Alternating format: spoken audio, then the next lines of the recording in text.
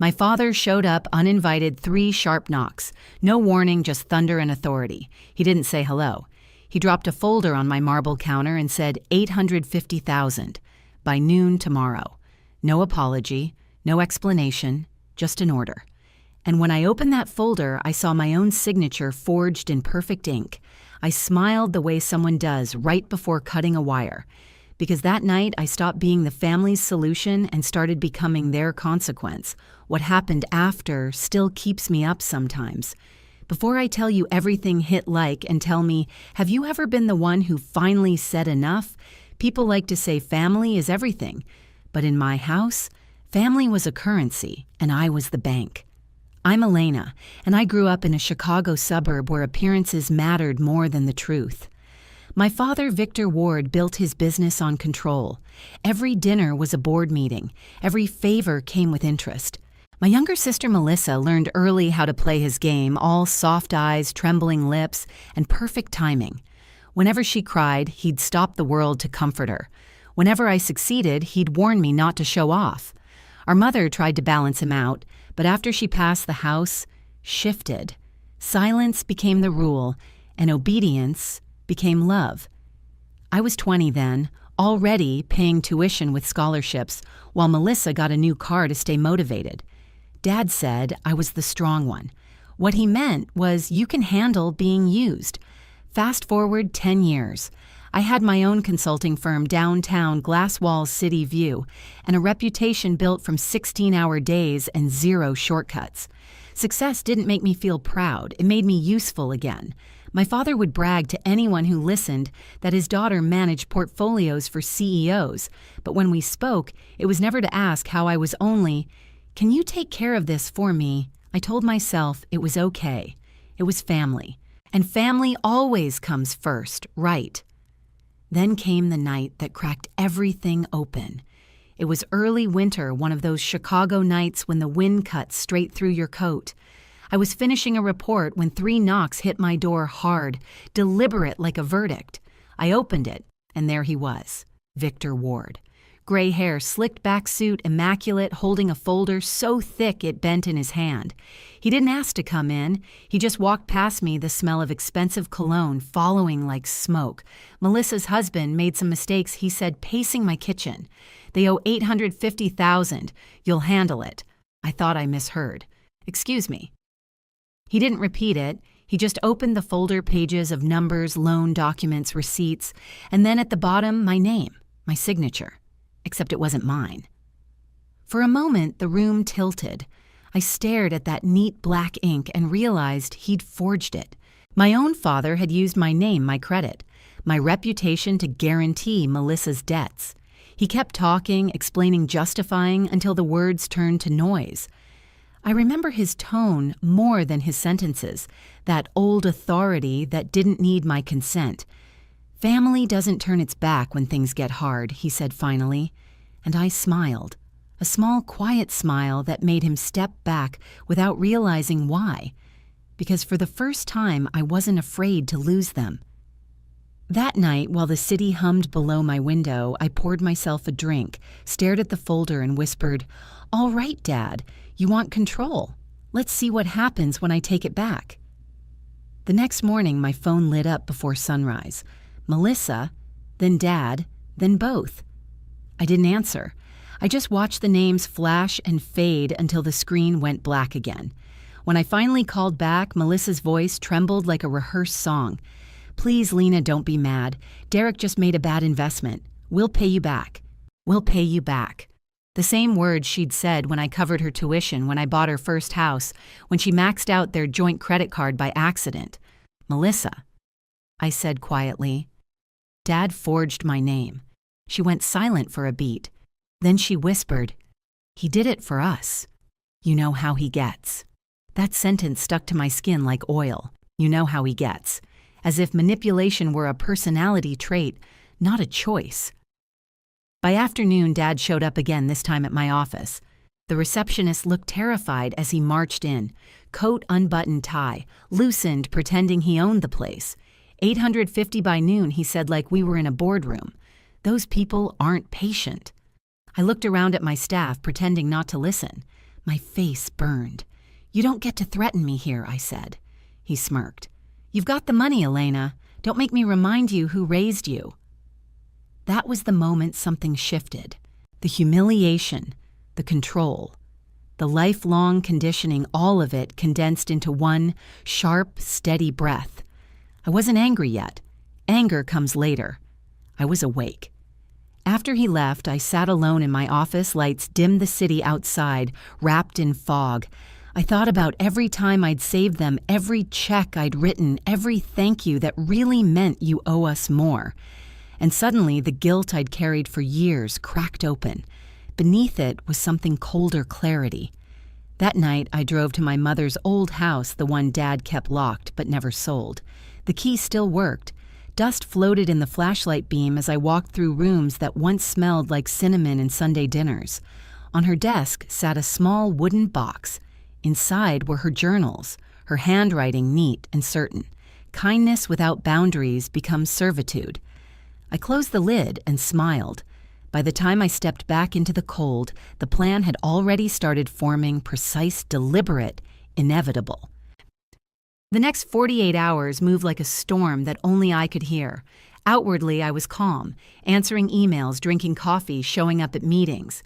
Inside, every word my father had ever used as a weapon replayed in perfect clarity. Family comes first. Don't embarrass us. You're the strong one. It all sounded like a single command obey. Not this time. That night, I called Claire Nguyen, my attorney, and the one person who knew what my silence really meant. I need to lock everything down, I told her. She didn't ask why. She just said, "Quiet or public quiet," I replied. For now.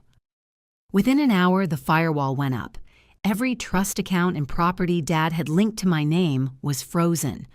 I revoked his signatory rights from the family foundation he'd attached to my Social Security number for convenience.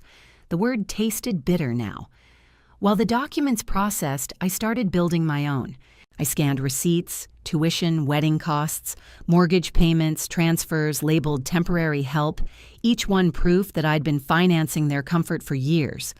I didn't realize until then how thick the pile would be. Claire called again near midnight. "You're sure about this? Once it's done, there's no going back." "I'm already gone," I said. The next morning, I packed a plain cardboard box. Inside, copies of every wire transfer, property, deed, and loan note.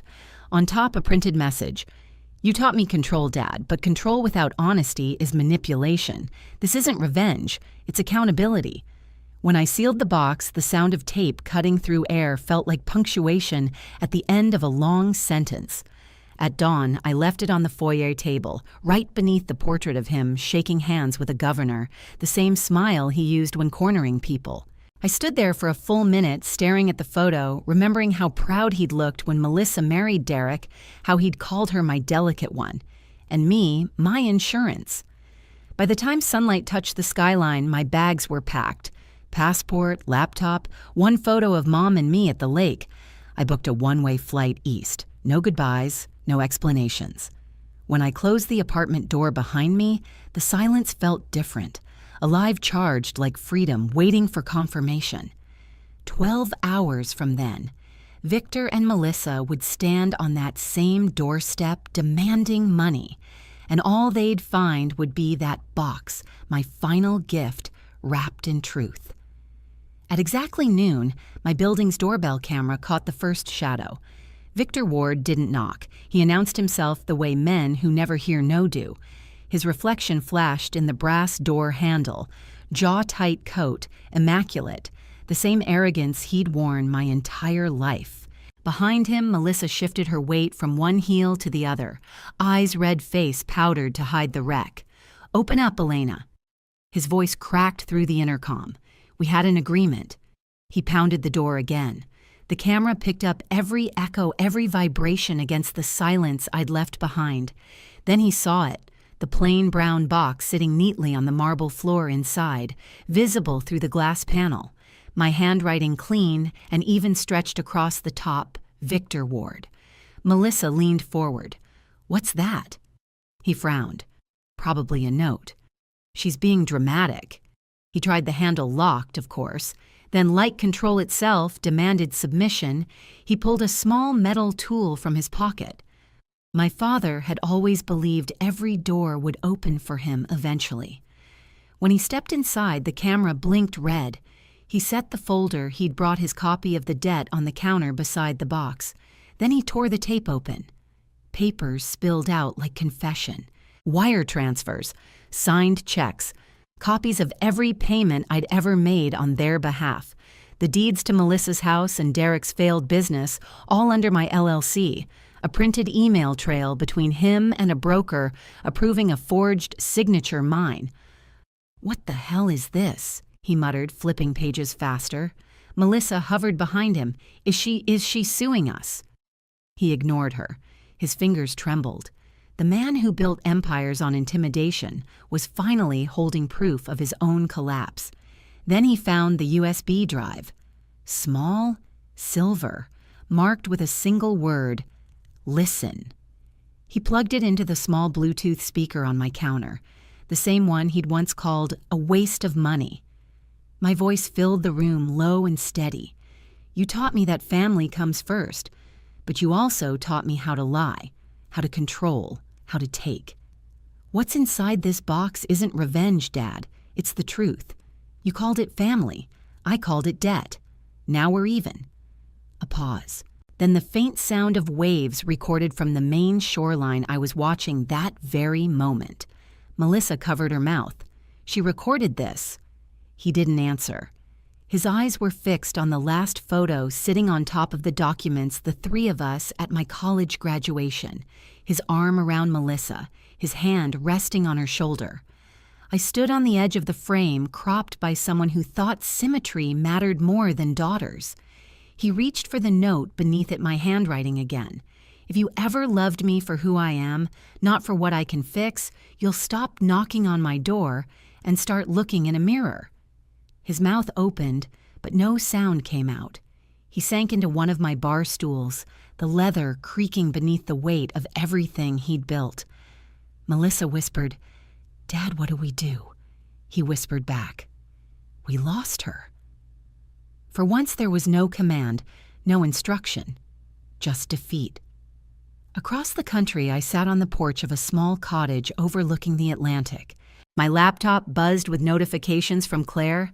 Each message was surgical, clean trust secured, power of attorney revoked, Ward Holdings audit approved. I watched the tide climb the rocks and thought of him staring at that box, of Melissa's eyes wide with the realization that the family hierarchy had flipped, and I was no longer holding the safety net. By evening, the ripple hit the surface. Ward Holdings board called an emergency meeting. The bank demanded verification on a series of unauthorized accounts. By nightfall, every dollar my father had hidden beneath my name was frozen. The next morning, my phone, a new number, buzzed with messages from Claire. Victor Ward resigned. Board replaced him with interim CEO. Melissa called crying, said Derek disappeared. "Do you want me to respond?" I typed back, "No." Let her learn the silence she never gave me. Days blurred into calm. I went walking every morning, breathing air that didn't smell like concrete and control. In the afternoons, I read by the window, ocean light spilling across pages. Sometimes between paragraphs, I'd imagine the look on his face when the last mask cracked. Then one night, my laptop chimed a new video file sent from my doorbell camera. Mrs. Callahan, my elderly neighbor, had forwarded it with a note. "Thought you'd want to see this, honey." I opened it. Melissa stood on my porch under the same porch light. Her mascara streaked her designer coat, slipping off one shoulder. She held the brown box in both hands, shaking. "Lena," she screamed, "we're family. You can't just vanish." Her voice cracked on the last word. She dropped to her knees, crying not for me, but for the life that had finally stopped cushioning her. I watched until the video ended, until the still frame froze on her face mid-cry. Then I closed the laptop. That was the hardest part, learning that walking away doesn't mean you stop caring. It just means you stop saving. A week later, my father called. Unknown number, but his silence on the line was unmistakable. "Elena," he said, finally, his voice stripped of its usual steel. We need to talk." I didn't respond at first. The wind outside howled like the city had followed me east. Why, I asked. "Because I finally understand what you did."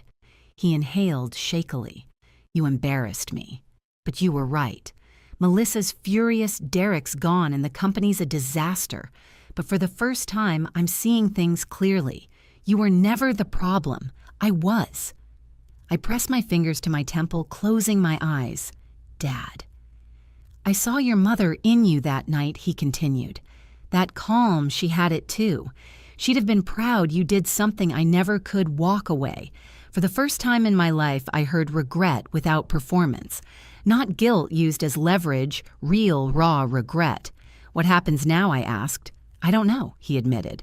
"Maybe we start by being honest." He let out a weak laugh. "Maybe one day I'll visit. No folders, no demands. Bring coffee," I said softly. "Not debt." His laugh deepened, sad but human. Deal. When the call ended, I sat there, phone still warm in my hand, the ocean murmuring beyond the window. For years, I'd thought power came from control. Turns out, it comes from release. At that moment, somewhere across the continent, I knew he'd seen the empty space where my box once sat, and finally understood that it wasn't revenge I'd left behind. It was truth. 3 months later, I had almost forgotten what constant tension felt like. Maine had a rhythm that demanded you slow down, gulls screaming over the dock, the smell of salt and coffee drifting through every window. I rented a small place near the water and started teaching a weekly workshop at the Community Center Financial Boundaries for Women. 10 seats, always full. They came with the same stories told in different voices: the mother who kept bailing out her grown son, the sister who couldn't say no, the wife whose husband used her credit card just for now.